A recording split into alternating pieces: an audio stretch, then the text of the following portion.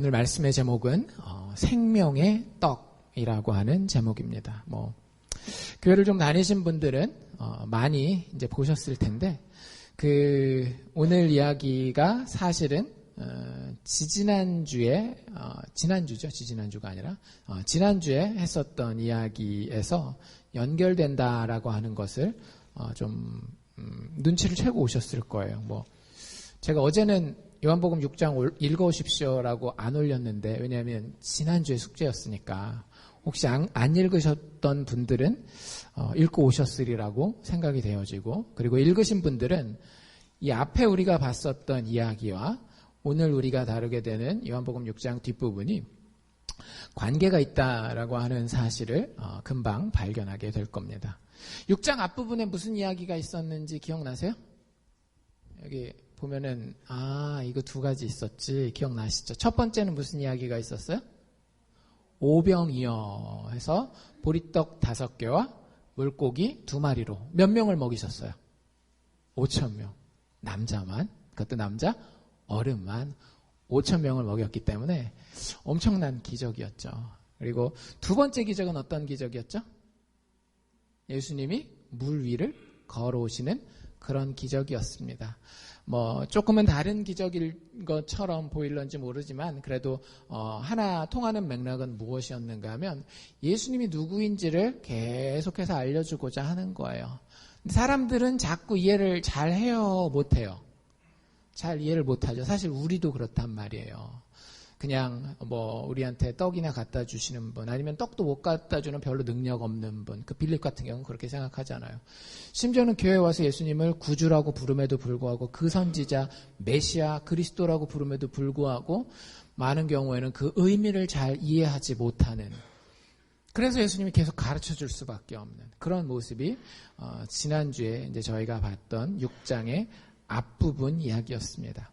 오늘 우리가 읽게 되는 22절부터라고 봐도 되고 25절부터라고 봐도 되는 이 요한복음 6장 뒷부분은 이제 뭐에 대한 이야기하냐 하면은요, 이 두 가지 기적 중에 먼저 있었던 기적이 어떤 기적이에요? 오병이어의 기적이죠.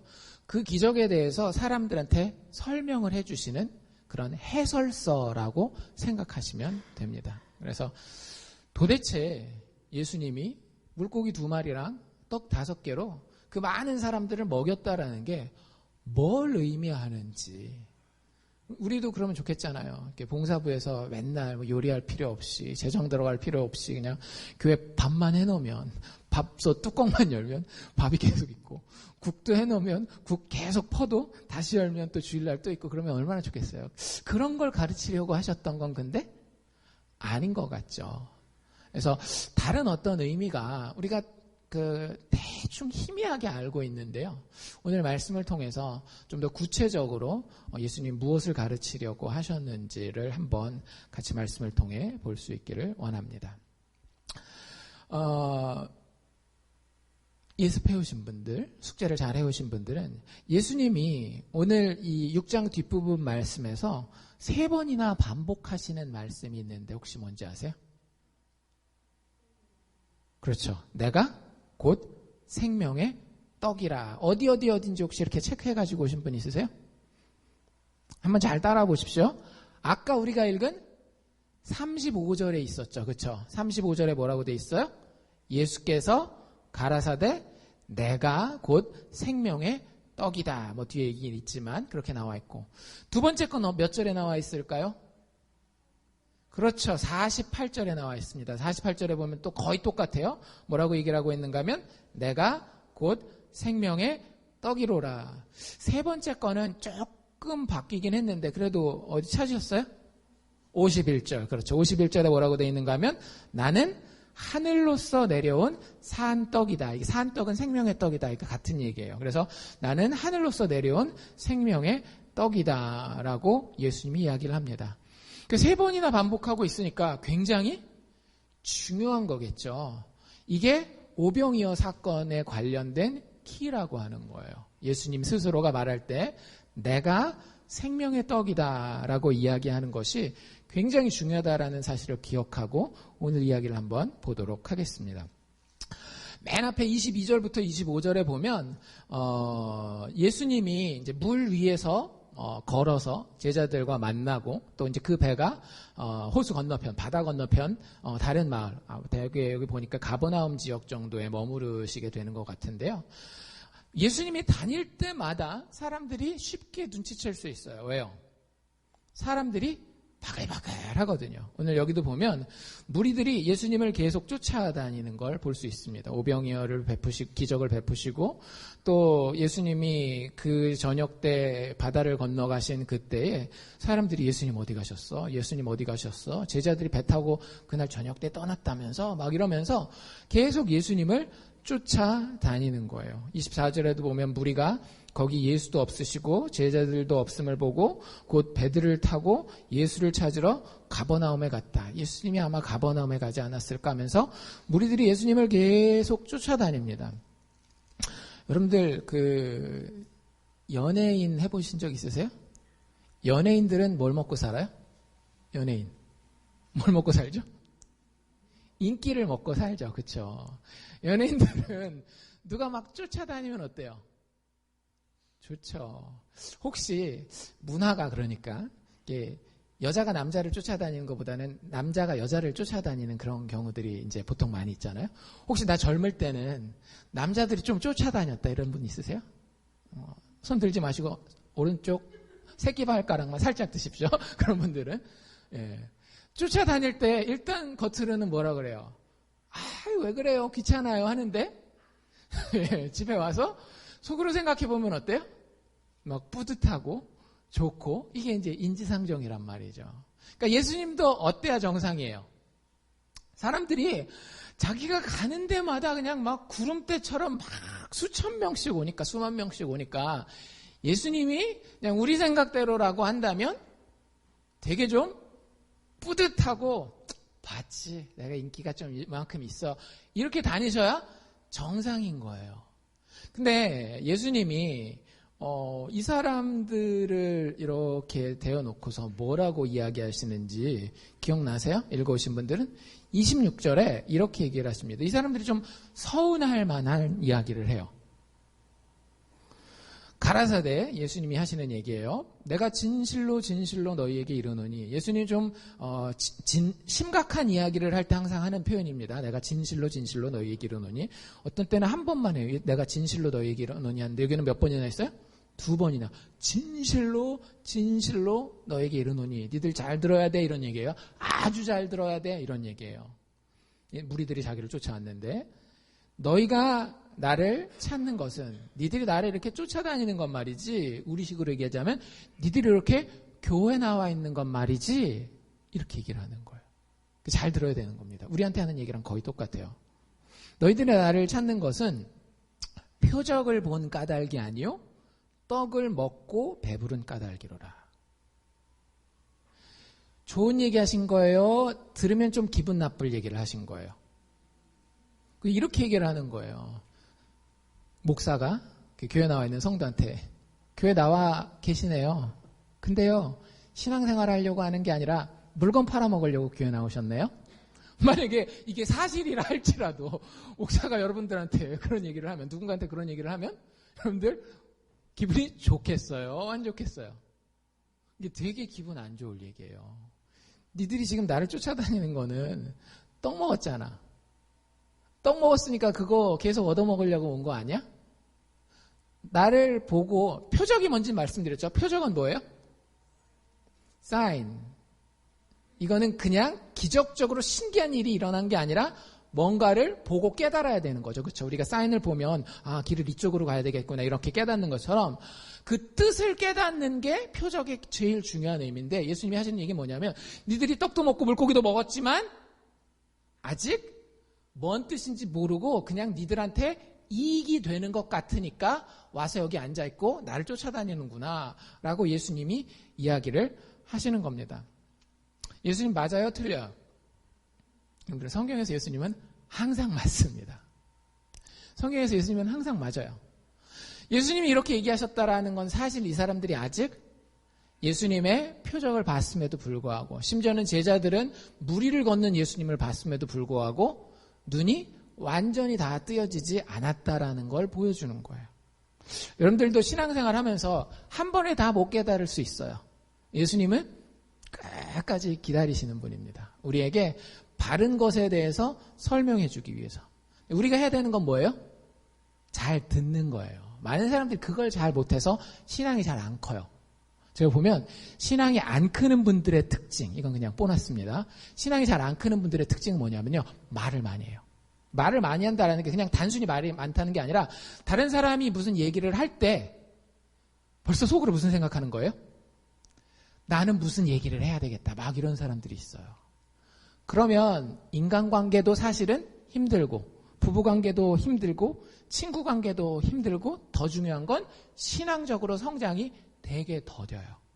많이 안 일어나는 경우도 많고. 그래서 예수님이 제발 좀 들어. 니들 아직 아니거든.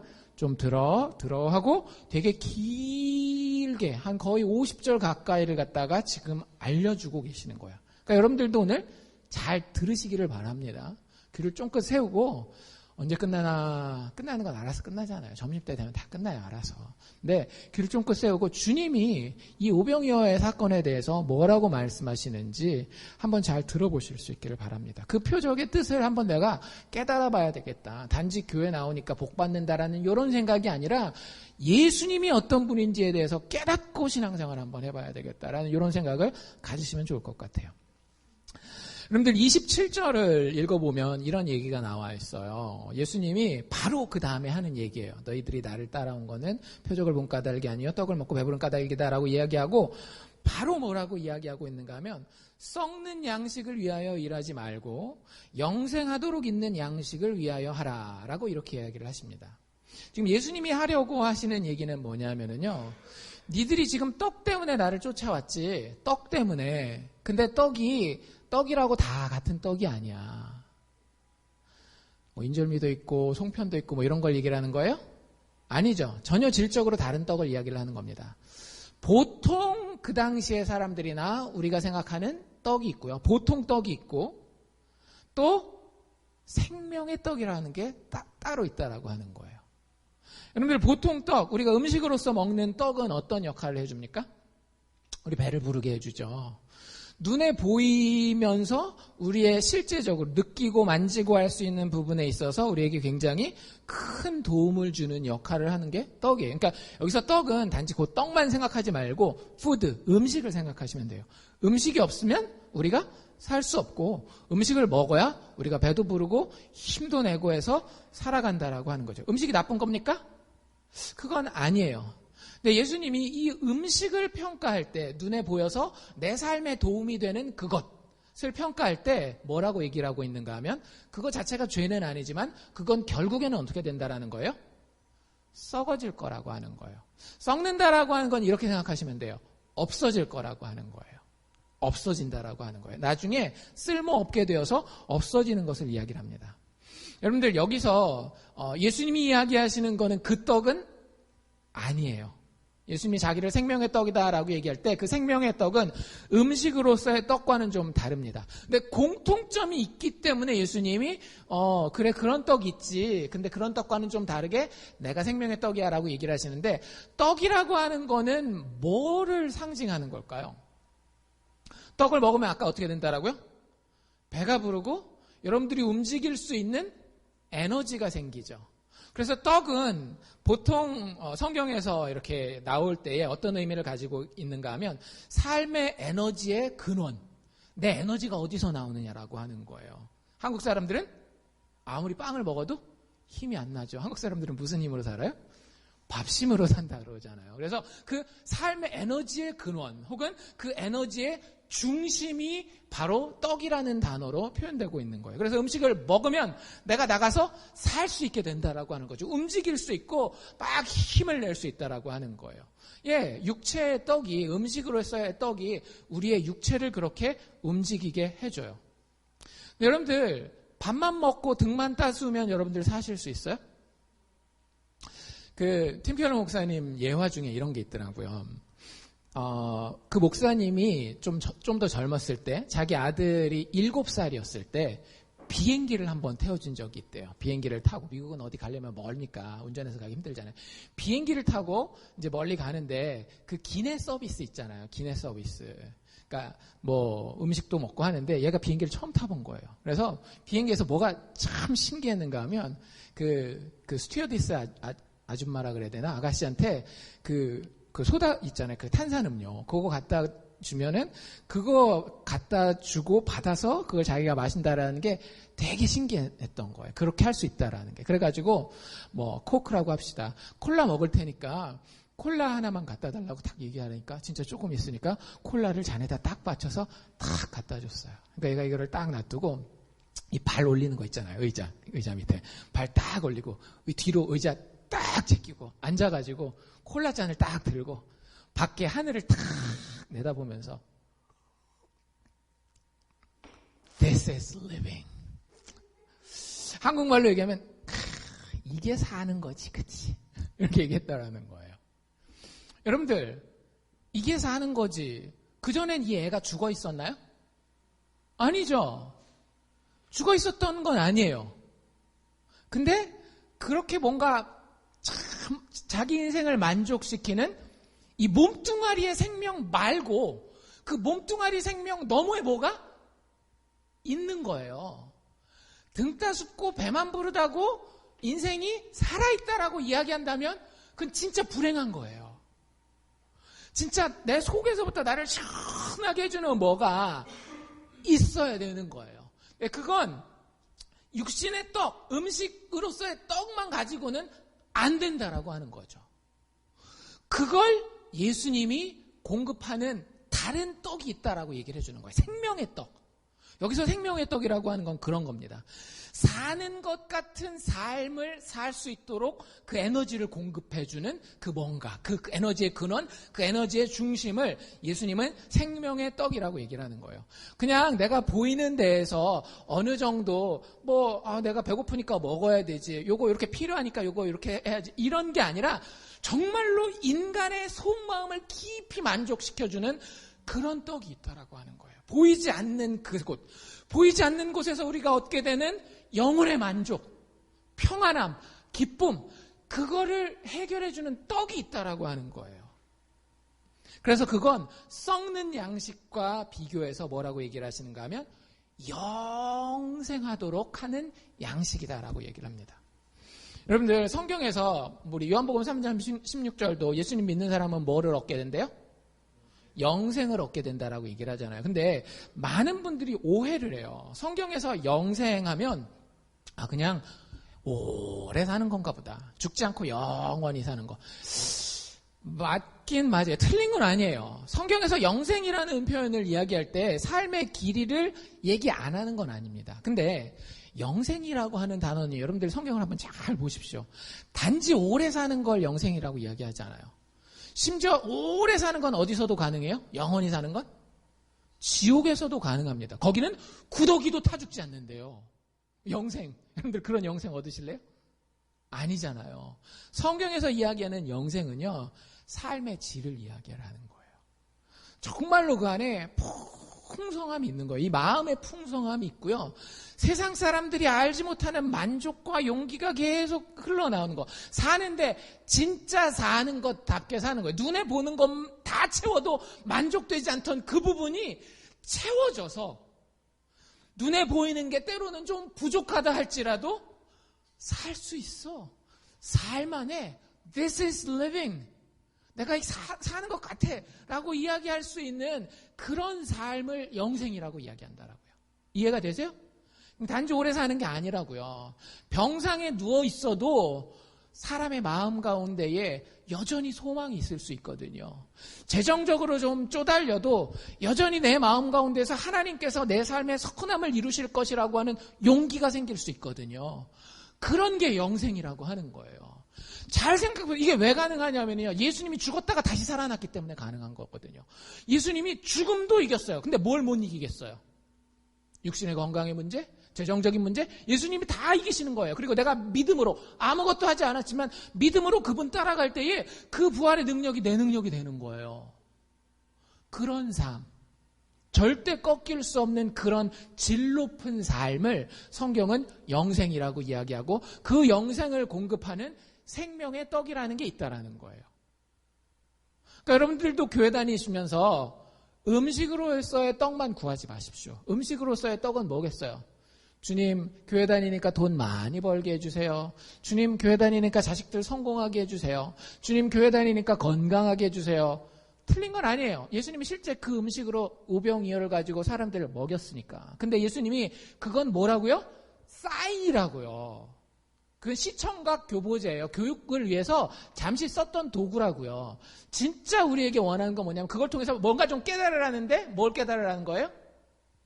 영생을 얻게 하는 생명의 양식을 좀 찾아라. 그게 있어야 니들이 진짜 사는 것처럼 살 수 있어 라고 예수님 알려주고 계시다라고 하는 거죠. 여러분들 삶에 하나님 수준의 공급이 있기를 바랍니다.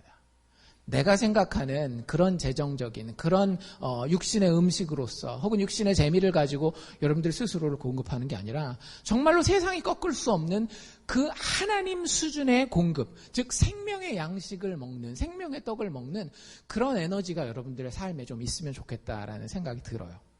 여러분들 그 떡은 어떻게 얻을 수 있습니까? 많은 사람들은 어떻게 생각해요? 열심히 일해서 얻을 수 있다라고 생각해요.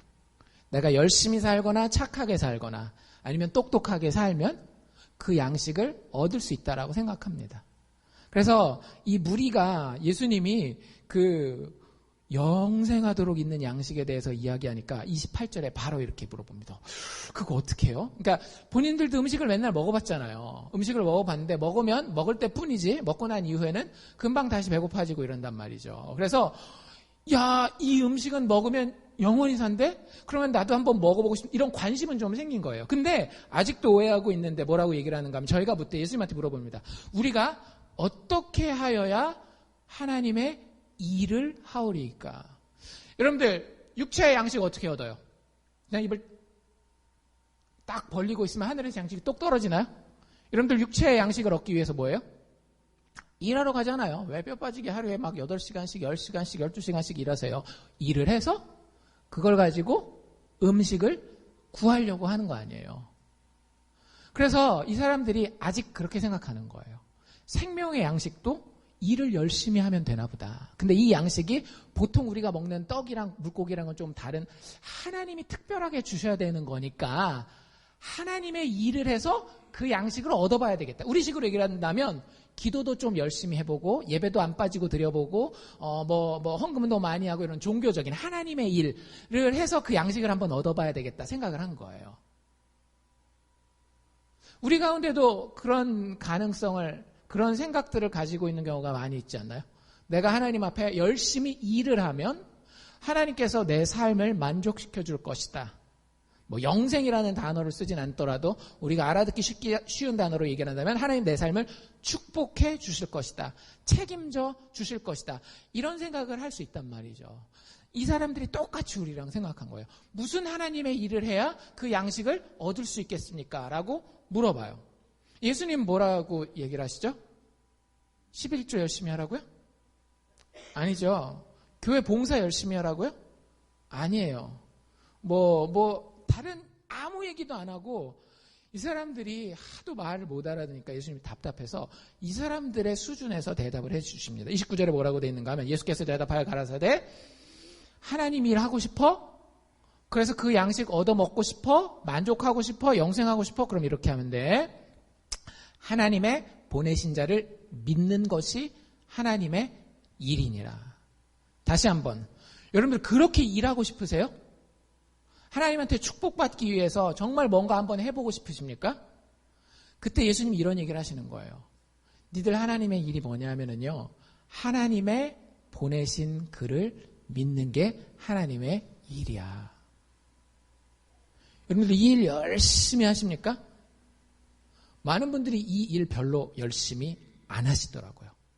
그래서 제가 관찰해 본 결과예요. 목사로서 교회에 나와 있는 많은 사람들이 여러 가지를 열심히 해요.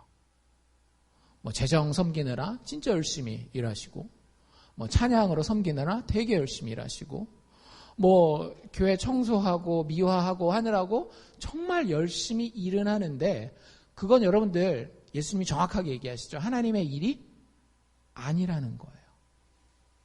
여러분들 하나님 진짜 믿으십니까? 예수님이 여러분들 인생을 책임져 주신다라는 거 믿어요? 예를 들어 봅시다. 흔치 않은 일이겠지만 여러분들이 지금 사업이 한참 잘 나가요. 아니면 직장의 커리어가 아주 잘 나갑니다. 근데 어느 날 갑자기 신비한 음성이 들리는 거예요. 여러분들 이런 일이 있을 수 있습니다. 항상 있는 건 아니지만 있을 수 있어요. 그래서 여러분 보고 머릿속에 자꾸 어떤 생각이 드는가 하면 너 하는 사업 접어. 너 지금 하고 있는 커리어 접어. 그리고 선교사로 나가. 아니면 목회자로 뭐 준비해서 목회를 해. 개척을 해. 이런 얘기가 여러분들한테 들려와요. 하시겠습니까? 안 하시겠습니까? 순종. 모든 사람에게 그런 음성이 들린다는 얘기가 아니에요. 만약에 들렸다라고 합시다. 그리고 그 음성이 진짜 하나님의 음성이라고 해보자고요. 여러분들 그 미국에 미국 교회도 그렇고 한국 교회도 그렇고 목회자가 부족한 거 아세요? 목회자들이 되게 부족해요. 한국 교회들은 특히 2세, 1.5세들 목회자들이 되게 부족해요. 왜일까요? 이 아버지 어머니들이 되게 신앙이 좋잖아요. 근데 1.5세, 2세대만 내려가면 걔네 맨날 교회 보내고 맨날 순회 보내고 했거든요. 근데 2세대, 1.5세대 목회자들이 별로 없어요. 왜일까요? 목회자보다는 딴 잡이 돈을 많이 버니까. 내 자식의 삶이 조금 행복하려면 너는 열심히 돈 벌어서 헌금 많이 해라. 그게 조금 더 남는 장사야. 이렇게 얘기를 해요. 미국 사람들도 그래요. 미국 사람들도. 여러분들 그 마음속에는 어떤 생각이 있는 걸까요? 하나님이 내 인생을 책임질 수 없을지도 모른다. 근데 하나님은 뭐라고 얘기를 하셨어요? 하나님을 사랑하는 자, 곧 그 뜻대로 부르심을 입은 자들에게는 모든 것이 목사를 해도 의사를 해도 변호사를 해도 상관이 있다 없다? 없다. 모든 것이 합력하여 선을 이루느니라 라고 얘기를 해요. 근데 내 잡이 됐건 내 자녀의 잡이 됐건 여러분들 진짜 하나님이 여러분들 제니럴이라고 얘기를 하죠. 청소부 시켜도 믿음 안에서 주님이 시키시면 내가 분명히 할 수 있습니다. 라고 믿으시냐고요. 그게 하나님의 일이라고요. 여러분들 잘 생각해 보세요. 여러분들이 드리는 헌금도 예를 들어서 진짜 10만 불 헌금했다라고 해봅시다. 우리 교회 가운데 누가 10만 불 헌금했다라고 합시다. 그리고 뭐 어떤 찬양의 사역이 된다 할지라도 여러분들이 어떤 뭐 주방봉사가 된다 할지라도 여러분들이 감당할 수 있는 데까지만 하는 거 아닙니까? 솔직히? 이거 하다가 우리 가족이 망할 수도 있다라고 하는 데까지 해본 적 있으세요? 이거 하다가 내가 죽을 수도 있겠다. 내가 원래 머리가 안 좋은데 찬양팀 가사를 외우기 위해서 어제 밤을 새가지고 코피가 막 나더라. 오늘 아침에 내가 교회 나오기 전에 죽을 수도 있겠다. 이러기까지 여러분들 진짜로 주님의 일을 해보신 적이 있느냐라고요. 대부분은 그렇게 일 안 해요. 자기의 일이라고 하는 것은요, 믿음 넘어가지 못합니다. 내가 요 정도면 죽지 않겠구나라는 만큼만 하게 돼요. 10만 불도 마찬가지예요. 다 이미 머리에 계산이 서서요. 10만 불 내고도 내가 길에 나가 앉지는 않겠구나. 이 생각이 될 때 하는 거지. 앞뒤 다 안 가리고 하는 경우가 없어요. 그건 다 인간의 일이에요. 교회에서 하지만. 주님이 진짜 이야기하는 건 뭐냐면요. 여러분들 차라리 작은 걸 하세요. 내가 오늘 밥을 먹어야 밥심이 나요. 근데 마음 가운데에서 어떤 기도 제목을 주시고 하나님이 너 금식하는 가운데 기도해봐라 라고 얘기를 했는데 도저히 뒷감당이 안 될 것 같지만 하나님의 음성이 있기 때문에 이거 뭔가 큰 일을 이루시기 위해서 하나님께서 기도시키나 보구나 라고 믿음으로 순종하는 그건 하나님의 일이라고 하는 거예요. 그렇게 일할 때에 우리가 생명의 양식을 얻을 수 있다라고 하는 거죠. 이걸 다시 한번 잘 생각해 보십시오. 우리는 자꾸 어떻게 한다라고요?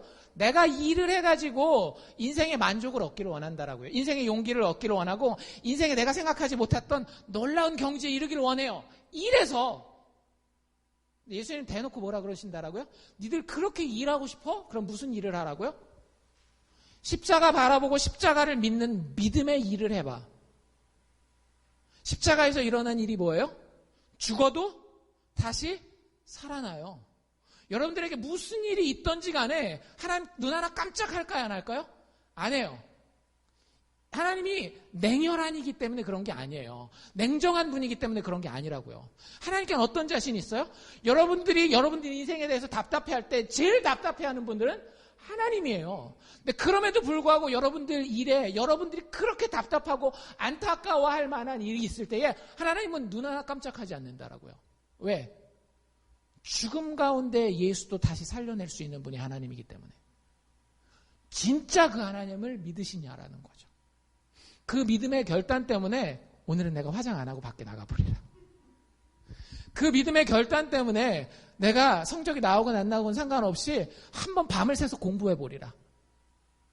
뭐가 되든지 간에요. 믿음의 일을 하셔야 내 결단과 내 어떤 진짜 그 박스 안에 갇혀가지고 내 노력대로 할 수 있는 만큼까지만 하는 게 아니라 정말로 하나님이 책임지시기 때문에 주님이 나를 몰아가시는 그곳을 향해서 믿음으로 물 위를 걷는 거예요. 빠지는 한이 있더라도.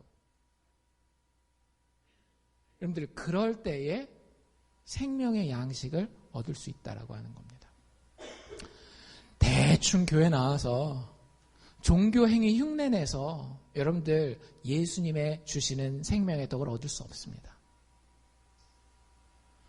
하나님 보내신 자, 아들 예수 그리스도의 십자가를 바라보고 그 십자가에서 이루어진 그 기적적인 일들을 내가 믿겠습니다.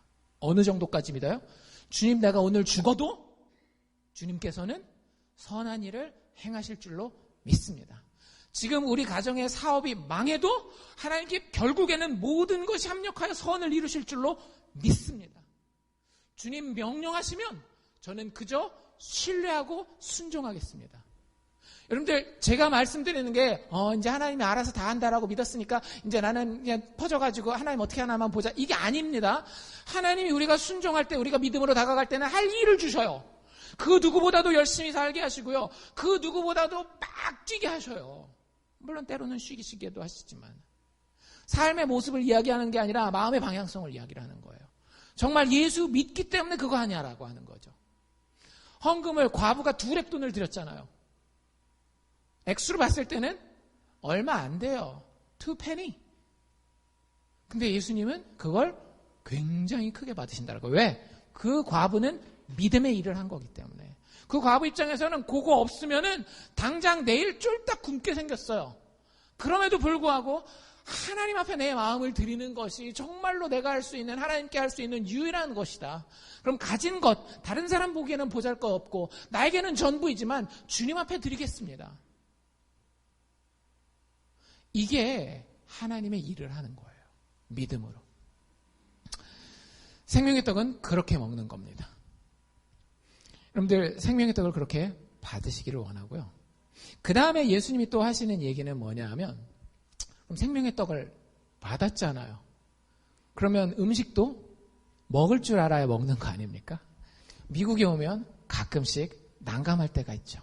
이 음식을 어떻게 먹어야 되나. 제가 여기 와서 이제 처음으로 평생 못 먹어봤던 것 중에 여기 와서 처음 먹어본 게 크로피쉬.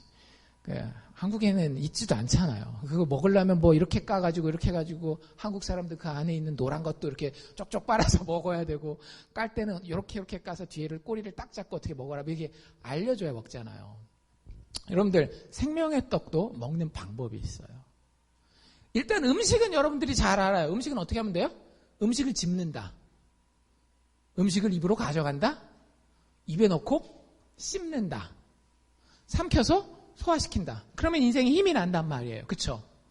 근데 예수님이 참 신기한 얘기를 해요. 생명의 떡이니까 우리가 뭘 먹을 걸로 생각을 하는데 물건이나 아니면 뭐 음식 이렇게 얘기를 해야 되는데 생명의 떡 얘기를 하면서 예수님은 자꾸 뭐라고 얘기를 하는가 하면 그 생명의 떡은 그라는 거예요. 영어로 he. 뭔 얘기예요? 그 사람을 가서 잡아먹으라는 거예요? 우리 이 생명의 떡이 누군지는 알죠? 그렇죠? 생명의 떡이 누구예요? 예수님이죠. 예수님 파란 장만 주시죠. 제가 예수님 고기를 먹어야 산다니까 먹어야 되겠습니다. 지금 그 식인 습성을 얘기하려는 게 아닌 건 아시죠? 많은 사람들이 실제 그렇게 오해를 해요. 이 로마 시대 때 이 1세기 사람들은 기독교인들은 식인종들이다. 살을 먹고 피를 먹는다. 뭐 이렇게 오해를 하는데 예수님이 그런 오해받을 만한 얘기를 지금 하고 계시는 거예요. 너희들이 음식을 먹는 게 아니라 나라고 하는 인격을 먹는 것이다 라고 이야기를 합니다. 계속해서 이야기하시죠. 뭐 자기가 생명의 떡이다. 자기가 생명의 떡이다. 아까 우리가 51절까지 봤고 그러면서 52절부터 보면 이 유대인들이 이해를 못하는 거예요. 뭐라고 이해를 못해요? 이러므로 유대인들이 서로 다투어 가로되 이 사람이 어찌 능히 자기 살을 우리에게 주어 먹게 하겠느냐. 그러니까 진짜로 그렇게 생각한 거예요. 예수님이 살을 이렇게 뜯어서 먹나? 근데 예수님이 그런 표현을 계속 하거든요. 53절에 뭐라고 얘기를 하는가 하면 예수께서 이르시되 내가 진실로 진실로 너희에게 이르노니 인자는 예수님이 자기를 가리키는 표현입니다. 자기의 살을 먹지 아니하고 인자의 피를 마시지 아니하면 너희 속에 아까 얘기한 그 생명, 진짜 그 질이 높은 그 생명이 없느니라. 54절에도 내 살을 먹고 내 피를 마시는 자는 영생을 가지게 된다. 55절에도 내 살은 참된 양식이고 내 피는 참된 음료이다 라고 얘기를 해요. 그럼 일단 1차적인 답은 나왔어요. 여러분들 생명의 양식을 먹어야 여러분들의 인생이 인간다워집니다. 그럼 누구를 먹으라는 얘기예요? 예수님을 먹으라는 얘기예요. 여기까지는 답이 나온 거죠. 그렇죠? 여러분들의 인생이 정말로 인간다운 인생이 되려면요. 예수님을 먹어야 돼요. 어떻게 해야 예수님을 먹을 수 있을까요? 이걸 잘 이해하셔야 됩니까? 아세요? 예수님 먹는 방법? 성경책을 막 이렇게 씹어 먹어요? 여러분들 예수님을 우리가 먹나요? 안 먹나요? 언제 먹어요? 예? 성찬식 할 때 먹죠. 그쵸? 성찬식 할 때 그 떡을 뭐라고 불러요? 예수님의 살, 잔을 예수님의 피라고 부르잖아요. 근데 그걸 진짜 교회 역사상 많은 사람들이 너무나 오랫동안 오해해왔어요. 천주교의 교리가 뭔지 아세요? 천주교의 교리? 예수님의 말씀에 순종하기 위해서 생명의 떡인 예수님을 먹고 마시자. 이게 기본 교리. 그거는 개신교랑 천주교랑 다르지 않아요. 천주교의 교리는 뭐라고 부르는가 하면 이 성찬식에 대해서 화채설이라고 부릅니다. 화채설이 뭐냐면 우리가 떡처럼 생겼잖아요. 근데 그걸 딱 집어서 그 신부님이 여기다가 이제 축복기도 하잖아요. 축복기도 하는 순간 생긴 거는 떡이지만 실제 이제 뭐가 된 거다? 예수님의 살이 된다라고 얘기를 하는 거예요. 이 포도주도 뭐예요? 생긴 거는 포도주지만 그 축복기도 하는 순간 뭐가 된다라는 거예요? 예수님의 피가 된다라는 거예요. 그래서 그걸 먹고 마셨으니까 성경대로 한 거잖아요. 그렇죠? 성경대로 우리는 예수님의 살을 먹고 예수님의 피를 마셨으니까 영생을 얻을 것이다. 그래서 천주교에서는요. 성찬식이 굉장히 중요합니다. 성찬식이 여러분들의 구원을 결정해요. 여러분들의 영생을. 그래서 중세 역사를 공부해 보신 분은요. 교회 다니는 사람들한테 제일 큰 벌이 뭐였는가 하면 수찬정지라고 하는 성찬을 못 받게 하는 거예요. 성찬을 못 받으면 뭘 못 먹어요? 예수님을 못 먹잖아요. 그럼 그 사람은 죽는 거예요. 다른 말로 얘기를 하면 성찬을 못 받는 사람은 천국 가겠어요? 지옥 가겠어요? 지옥 가는 거예요. 그게 천주교의 교리예요. 상징이 아니에요. 천주교의 교리에서 이 떡과 잔은요. 상징이 아니라 실제 예수님의 살과 피라고 생각하고 예수님의 살과 피는 그 성찬식에 참여하는 것을 통해서 먹게 된다라고 생각했어요. 맞다 틀리다? 틀립니다. 정확하게 틀려요. 예수님이 성찬식을 받으면 구원받고 성찬식을 못 받으면 구원을 못 받는다 이렇게 얘기하시지 않으셔요. 성찬식은 예수님을 진짜로 먹고 마시는 것에 대한 상징이에요. 그렇기 때문에 진짜 믿음이 있고 성찬식에 참여하는 게 맞아요. 그리고 그 성찬식에 참여하는 것이 우리의 영혼을 깨어나게 해줍니다. 근데 그거 물체를 먹고 마셨다라고 해서 우리가 예수님을 먹고 마셔서 영원한 생명을 얻게 되는 건 아니라고 하는 거죠. 도대체 어떻게 하는 게 예수님을 제대로 먹고 마시는 걸까요? 여러분들 그 고민을 하셔야 돼요. 여러분들이 천국에 가서 영원한 생명을 얻기 원합니까? 예수님을 먹고 마셔야 되는데 이렇게 하셔야 됩니다. 아까 우리가 몇 절까지 읽었어요? 55절까지 읽었죠? 56절에 보면 예수님이 구체적인 힌트를 줘요. 56절 뭐라고 됩니까? 내 살을 먹고 내 피를 마시는 자는 내 안에 거하고 나도 그 안에 거하느니라. 57절에 보면 살아계신 아버지께서 나를 보내셨는데 생명의 떡인 나를 보내셨는데 내가 아버지로 인하여 사는 것처럼 예수님은 늘 누구를 먹고 살았을까요? 예수님은 늘 아버지 하나님을 먹고 살았습니다. 이게 무슨 얘기인지 조금 이따 설명이 될 거예요. 아버지 하나님을 먹고 살았는데 그렇게 사는 것처럼 예수님을 먹는 그 사람도 예수님 때문에 살게 된다라고 이야기를 합니다. 쉽게 정리해서 말씀드릴게요. 여러분들 생명의 떡을 먹는다라고 하는 것은 예수님을 먹고 마신다라고 하는 것은요. 예수님을 친밀하게 인격으로 만나는 것을 이야기를 합니다. 여러분들 인간관계에서 가장 가까운 관계가 어떤 관계예요? 부부관계입니다. 부모랑 자식 사이도 일촌이에요. 유일하게 무촌은 남편과 아내 관계예요. 여러분들 남편과 아내가 된다라고 하는 건 단지 결혼식만 하는 게 아니에요. 물론 이게 조금 어린 아이들도 있지만 남편과 아내가 된다라고 하는 것은요. 육체가 하나가 되는 겁니다. 성적인 관계를 통해서 남편과 아내가 육체가 하나 되는 거예요. 남편의 육체가 아내의 육체 안에 들어가잖아요. 둘이 떨어져서 살지만 사실은 이 둘은 하나의 육체가 되는 거예요. 여러분들 남편과 아내의 관계는요. 그만큼 가까운 관계입니다.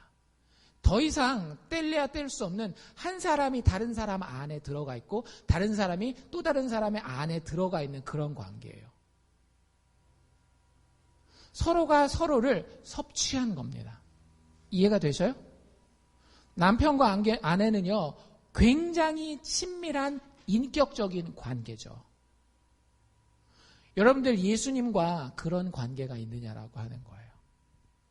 예수님이 여러분들에게 여러분들의 남편만큼 여러분들의 아내만큼 여러분들의 베스트 프렌드만큼 정말로 여러분들에게 가까운 인격적인 관계로 와 있느냐라고 하는 거예요.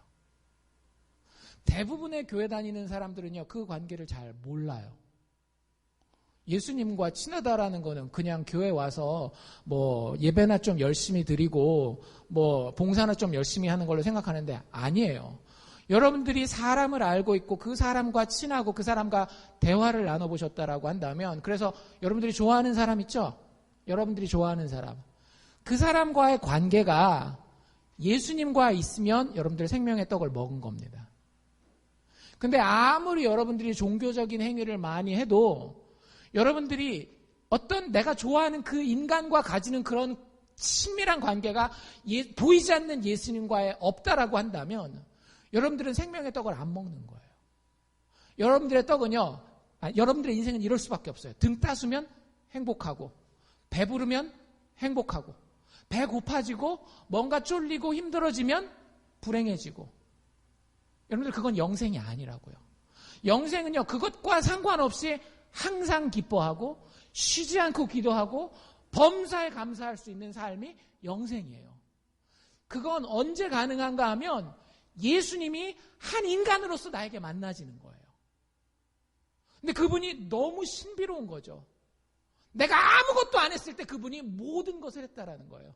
여러분들 못 믿을 만한 때 있지 않나요? 여러분들 누군가에게서 뭐 남편이 됐건 아내가 됐건 아니면 베스트 프렌드에게서 믿지 못할 받아보신 적이 있어요? 제가 이번 생일 때 그런 선물을 받았어요. 애들이 이제 저희 이제 좀 컸잖아요. 커가지고 뭐 학교 생활하는데 뭐가 필요하다라 그래가지고 그것 좀 알아봐달라 그러더라고요. 그래가지고 제가 막 알아봐가지고 제일 저렴한 가격에 제일 성능 좋은 거 이거 사서 써! 이렇게 딱 얘기를 했어요. 알겠대요. 주문해라. 언제까지다. 언제 끝나면 이거 딜이 끝나. 주문했대요. 근데 그 주문한 게 뉴욕으로 가야 되잖아요. 어디로 왔을까요? 여기로 온 거예요. 그래가지고 속으로 막 이랬죠. 아유, 정신없는 것. 그 주소 하나 제대로 못 입력해가지고, 그거 이쪽으로 와가지고 또 택배비 들여서 거기다 보내주겠느냐 해서 득달같이 전화를 했죠. 뭐라고 했을까요? 해피 버스데이. 아빠 생일 축하해. 이렇게 얘기를 해주는 거예요. 저는 꿈에도 생각 안 했어요. 그냥 제가 기존에 가지고 있는 거 잘 쓰면서 뭐 때가 되면 하나님 바꿔주시겠지. 뭐 이런 생각하고 이렇게 있는데, 와. 걔네가 그런 얘기는 했거든요. 언제 때가 되면 아빠한테 우리가 선물 사줄게. 무슨 짓들이 뭐 이런 생각을 하고 있었어요. 근데 진짜 사주는 거예요. 안 믿었는데 믿지 못했던 선물을 받았었던 그런 기억이 있느냐라고요. 예수를 진짜로 알고 믿게 되잖아요. 그런 일들이 우리에게 생긴다라니까요. 내 능력으로 내 의지로 가질 수도 없고 가지지도 않을 그것이 예수를 먹었기 때문에 예수와 그렇게 친밀한 인격적인 관계가 됐기 때문에 내 안에 생기느냐라고요. 여러분들 예수 믿는 것에 대해서 진짜 고민해 보셔야 돼요. 많은 분들이 예수 믿는 거 뭐 그렇지 절대 그냥 그렇지가 아니라고요. 제가 너무 마음이 답답할 때가 많이 있어요. 예수 믿는데 인생이 즐겁지가 않아요. 아니 쉽다라는 얘기는 아닙니다. 예수 믿는데 인생에 소망이 없어요. 다른 사람 사는 대로 그냥 그대로 살다가 그대로 가나 보다 해요. 조금 더 누리다 말다. 어차피 죽을 거면 그냥 그렇게 살다 가요. 기껏해야 노후 준비한다라는 건 편하게 죽을 준비예요. 병원에서 날 얼마나 잘 돌보다가 내가 죽을까. 그런 인생 아니에요. 예수님이 우리에게 주시는 내 살을 먹고 내 피를 마셔라. 그러면 너희가 영생을 얻을 것이다 라고 하는 인생은요. 그런 인생이 아니라고요. 내가 기대하지도 못했는데 내가 가지려고 생각하지도 않았던 그 좋은 것을 하늘로부터 하나님이 내려주시는 거예요. 기대되지 않습니까? 여러분들 그걸 살고 있어야 정상이에요. 그리스도인들은. 우리가 음식을 먹으면 어떻게 해요? 음식을 먹으면 음식을 먹은 대로 효과가 나지 않나요? 배고프고 지치고 쓰러져 있었던 사람이 음식을 먹으면 잘근 씹으면 시간이 좀 걸릴 수 있어요. 30분, 1시간 이렇게 걸릴 수 있지만 시간이 나면 음식을 먹은 효과가 나와요, 안 나와요? 나오죠. 사람은 자기가 먹은 것에 의해서 지배받아 삶을 살게 되는 거예요. 여러분들 엉뚱한 거 먹으면 어떻게 돼요? 인생이 괴로워지지 않나요? 소화에 안 주는 썩은 음식 먹으면 결국에는 아파가지고 일도 제대로 못하고 삶이 내가 먹은 것에 의해 영향을 받잖아요. 술을 마시면 어떻게 돼요? 술 마신 것에 의해서 알코올에 의해서 영향을 받잖아요. 마약하면 어떻게 돼요? 내가 먹은 마약에 의해서 그거에 내가 조정받아가지고 통제받아서 인생을 그렇게 살잖아요. 인생은 먹는 거에 의해서 통제받는 거라니까요. 예수님 뭐라고 얘기하고 있어요? 나를 먹으라고. 그래서 나에게 통제받으라고. 사도 바울이 뭐라고 얘기했는지 기억나세요? 술 취하지 말라. 이는 방탕한 것이니. 그 음식이 너희에게 들어가면 그것이 너희를 통제하지 않느냐. 술 취하지 말라. 이는 방탕한 것이니. 그리고 나서 그 뒤에 뭐라고 얘기를 해요? 성령의 충만함을 받아라. 성령은 누구의 영이에요? 그리스도의 영이에요. 예수를 먹는 거예요. 예수와 너무 친밀해서 그분의 영이 이제는 내 속에 들어와서 살고 있는 겁니다. 자리 잡고 있는 거예요. 예수를 먹은 거예요. 삶이 다를 수가 없어요. 예수에 의해서 통제받게 됩니다. 맨날 미워하고 불평하고 화내고 폭력적이었었던 사람들이 예수를 먹음으로 십자가 위에 예수의 자비와 예수의 은혜와 예수의 지혜가 철철 흘러나오는 사람으로 바뀌는 거예요. 그러면 그 인생이 좋겠어요? 안 좋겠어요?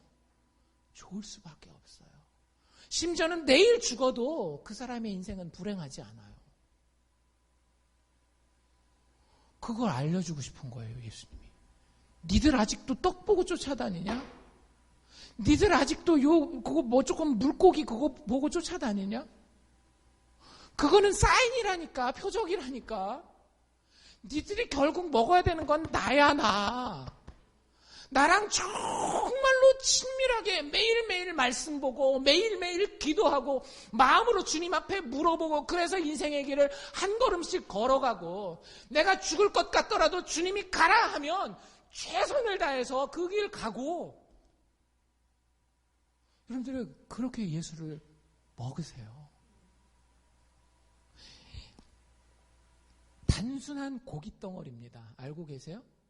만약에 이 예수가 없으면요, 우리는 다 단순한 고깃덩어리예요. 근데 예수 먹는 순간 단순한 고깃덩어리였던 내가 이 죄인이 이 안에서 폭발력과 에너지와 우아함과 아름다움을 가지는 존재로 변하게 되는 거예요. 멋있지 않습니까? 예수 믿는 사람들은 그런 사람들이라고요. 신의 형상을 가진 그 능력과 그 아름다움의 참 생명, 영생의 소유자라고 하는 겁니다. 그래서 58절에 뭐라고 얘기를 하고 있어요? 하늘로서 내려온 떡이니, 하늘로서 내려온 떡이니. 예수가 그 하늘로서 내려온 떡이기 때문에 조상들이 먹고 죽은 그 만나는 사인이었어요. 조상들은 하늘에서 내려온 것 같은 그 만나를 먹고도 죽었지만 이 떡, 즉 예수를 먹는 자는 영원히 산다라고 하는 거예요. 죽느냐 사느냐를 그렇게 크게 구별하지 않습니다. 죽을 것처럼 사는 거고요. 그것 때문에 인생이 세상과 다를 수밖에 없는 거예요. 고깃덩어리로서의 삶이 아니라 신의 아들, 딸로서 살게 된다라고 하는 거죠. 여러분들이 그러면 참 좋겠어요. 정 목사의 소원입니다. 제가 복음을 가지고 만난 모든 사람들이 이 예수를 먹고 마신 사람이면 좋겠다라고요. 다른 거 바라지 않아요. 제가 여러분들한테 뭘 바라던가요? 정 목사 옷이 없습니다. 옷 사주십시오. 이런 얘기 들어보신 적 있어요? 뭐 먹고 싶은데 제가 돈이 없어서 못 먹는데 밥 거기서 한번 사주시죠. 그런 얘기 못 들어봤잖아요. 앞으로도 안 할 거고 하고 싶은 마음도 없어요.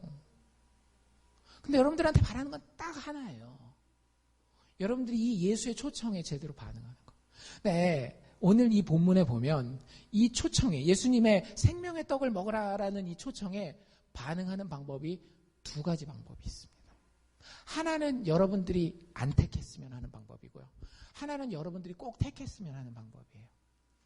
일단 그거 쭉 넘어가면 예수님이 이렇게 쭉 설명을 다 하셨단 말이에요.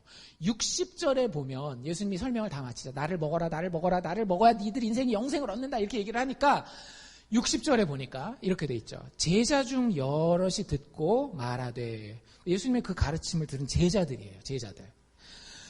이 말씀은 어렵도다.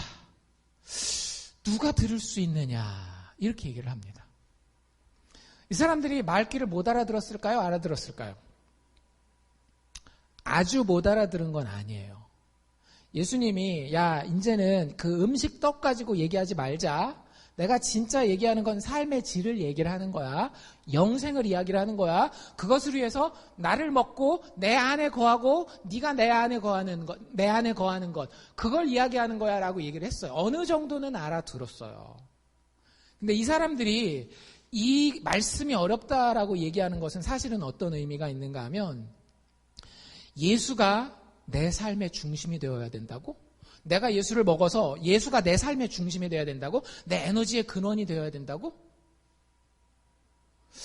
그 사실은 내가 좀 받아들이기가 힘든데. 내 인생의 중심은, 내 삶의 원동력은 내가 열심히 일하고 돈 좀 벌고 사람들 앞에 인정받는 거, 그게 내 삶의 중심이어야지 그거를 내려놓으라고? 그리고 무조건 예수랑만 친하라고? 많이 봤어요. 실질적으로 현대사회에도 이런 분들이 많습니다. 예수 믿다가 굶어 죽으면 안 되죠. 예수 믿기는 하지만 나중에 천국 가야 되니까. 하지만 이 땅에서는 예수 중심에 두지 말고 예수는 끄트머리 가장자리에다 두고 중심에는 돈을 둔다든지 중심에는 사람들의 칭찬을 둔다든지 중심에는 나의 노력을 둬야지 어떻게 예수를 가운데다 놓습니까? 예수님은 계속 얘기하죠. 아니야 다 치워. 다 깨끗하게 치우고 그 가운데 왕의 보좌에 나를 앉혀. 나를 그러니까 받아들이기가 쉽지 않은 거예요.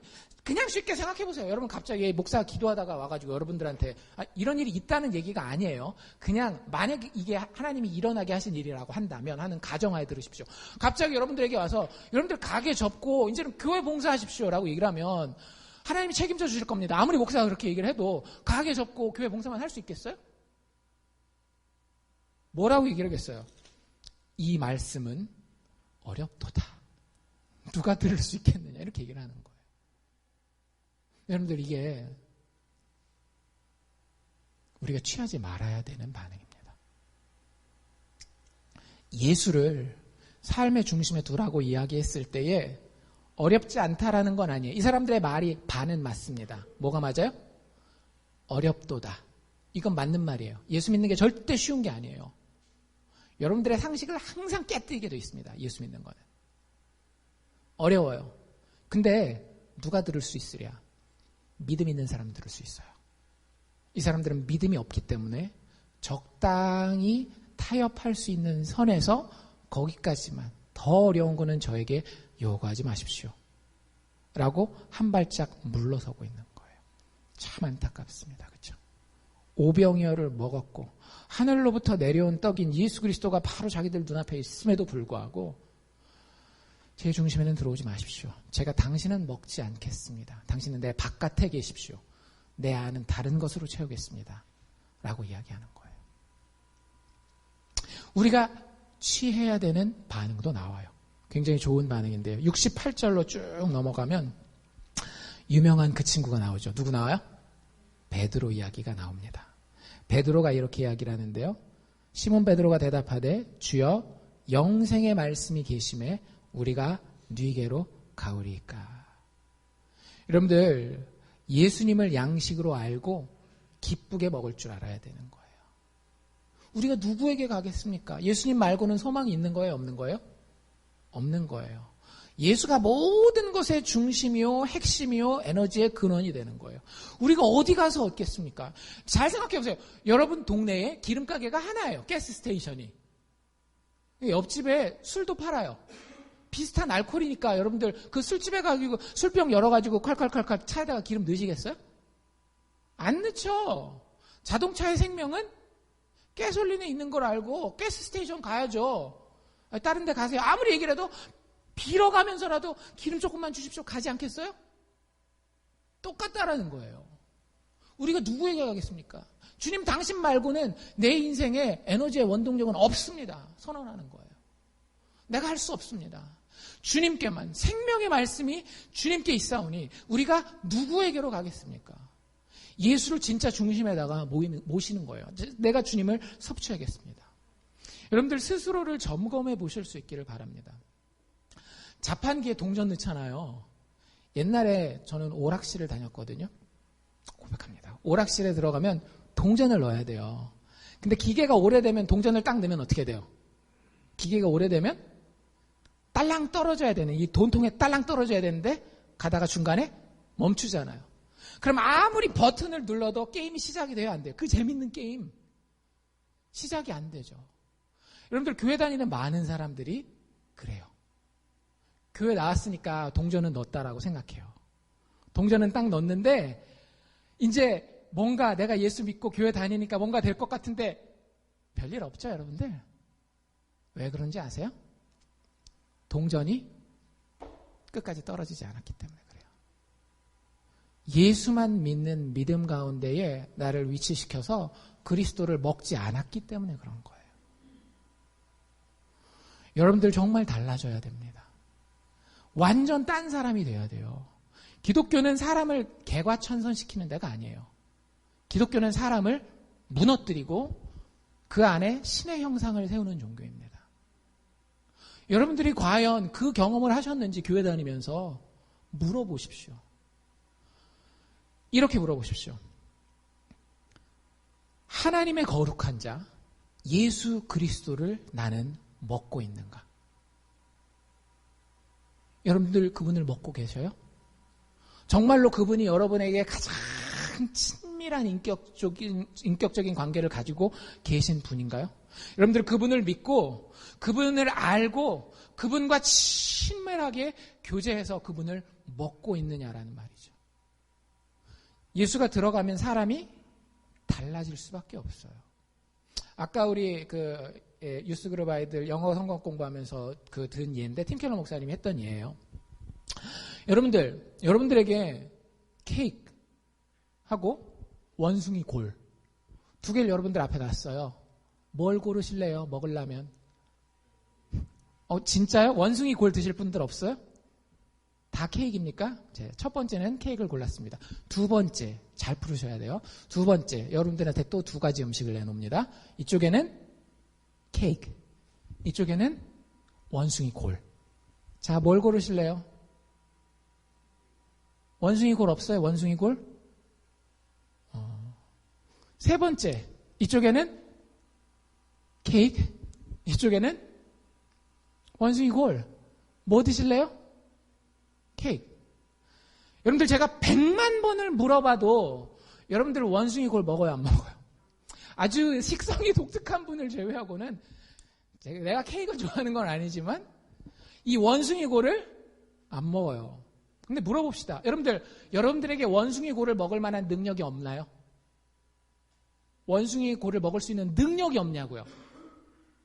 그건 아닐걸요? 만약에 누가 여러분들 집에 강도로 들어와가지고 총을 머리에다 딱 대고 케이크, 원숭이 골 먹어. 그러면 그때는 싫더라도 먹는 거예요. 근데 제가 말하려고 하는 건 뭐냐면요. 사람의 마음에는 원함이라고 하는 게 있다라고 하는 거죠. 진짜 내가 좋아하는 게 있다라고 하는 거예요. 여러분들에게 100만 번을 물어봐도 절대 원숭이 골을 택하지 않는 이유는 여러분들에게 원숭이 골을 원하는 원함이 없기 때문에 그런 거예요. 여러분들 예수를 먹으면은요 그 원함이 바뀐다라고요. 여러분들이 뭔가를 섭취하는 것에 의해 지배받는다라고 얘기를 했죠. 뭔가 먹느냐 그 먹는 것에 의해서 여러분들이 달라져요. 당을 많이 먹으면 당뇨병 환자로 평생 살아야 되잖아요. 먹는 것에 의해서 지배받는데 예수 먹으라는 거예요. 여러분들 그게 여러분들 힘으로는 안 될 수도 있어요. 그래서 제가 기도합니다. 그리고 여러분들도 하나님 앞에 말씀 앞에 정직해 서봐야 되는 거예요. 진짜 제가 예수님을 먹고 싶어 합니까? 자꾸 거짓말하고 속이지 말고 손가락 찝어보고 먹은 척 이러지 말고요. 진짜 예수님 앞에 100% 순종하고 엎드려서 당신 믿고 내가 압니다. 그게 내 삶입니다. 예수가 나의 양식입니다. 라고 이야기할 수 있는지 하나님 아직 그렇지 않다라고 한다면 그렇게 되게 해주세요. 거지처럼 비십시오. 그게 세상에서 가장 복된 자요. 세상에서 가장 부요한 자예요. 여러분들이 그럴 수 있다는 것만으로도 하나님이 이미 택했다라고 하는 증거가 굉장히 많이 나타나는 거예요. 제발 오해하고 듣지 마십시오. 정 목사가 또 얼마나 돈을 뜯어내려고 하나, 얼마나 교회에서 일 시켜 먹으려고 하나. 여러분들 진짜 헌금 한 푼도 안 하셔도 돼요. 교회 일 아무것도 안 하셔도 돼요. 교회는 주님이 다 돌아가게 하십니다. 제가 여러분들에게 원하는 것은요. 아니 하나님이 여러분들에게 원하는 것은요. 여러분들의 영혼이에요. 여러분들의 영혼이 완전히 바싹 깨어져서 엎드러져서 주님 아니면 제가 누구에게 가겠습니까? 주님 먹어야만 이 생명이 있는데 이 영원한 생명이 이 풍성한 생명이 있는데 제가 어디로 가겠습니까? 제가 목숨을 거는 한이 있더라도 아니 내 목숨을 포기하는 한이 있더라도 주님 먹겠습니다. 예수님 이렇게 약속하십니다. 아까 우리가 읽은 35절인데요. 내가 곧 생명의 떡이요. 내게 오는 자는 결코 줄이지 아니할 터이요. 나를 믿는 자는 영원히 목마르지 아니하리라. 여러분들이 예수 먹고 이 삶을 체험하기를 주의 이름으로 축원합니다.